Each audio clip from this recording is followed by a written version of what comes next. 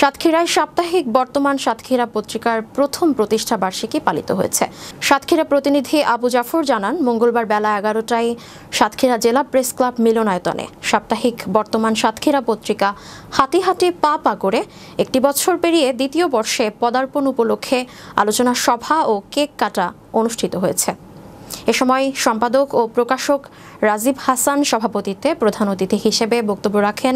সাতক্ষীরা জেলা প্রেস ক্লাবের সাবেক সভাপতি ও দৈনিক ইত্তেফাক পত্রিকার স্টাফ রিপোর্টার মনিরুল ইসলাম মিনি। এ সময় আরও বক্তব্য রাখেন সাতক্ষীরা জেলা প্রেস ক্লাবের সাধারণ সম্পাদক আব্দুল বারী, সাতক্ষীরা জেলা প্রেস ক্লাবের সাবেক সাধারণ সম্পাদক ও মাছরাঙা টিভির সাতক্ষীরা প্রতিনিধি মোস্তাফিজুর রহমান উজ্জ্বল এবং বণিক বার্তার জেলা প্রতিনিধি গোলাম সরোয়ার। এ সময় আরও উপস্থিত ছিলেন সাতক্ষীরা প্রেস ক্লাবের সাংগঠনিক সম্পাদক সৈয়দ রফিকুল ইসলাম শাওন,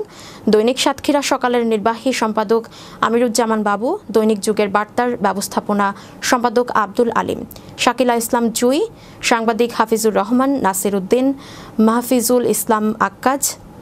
আশেকুজ্জামান খান, খন্দকার আনিসুর রহমান, বর্তমান সাতক্ষীরার নির্বাহী সম্পাদক আবু হুরাইরা, সহ সম্পাদক মনিরুজ্জামান মনির, বিশ্ব বাংলা 24 টিভির জেলা প্রতিনিধি আবু জাফর, মমিনুর রহমান সবুজ, আবদুল্লাহ আল মামুন, জাহিদুল ইসলাম, হাসিবুর রহমান, খলিলুর রহমান, আহসান হাবিব।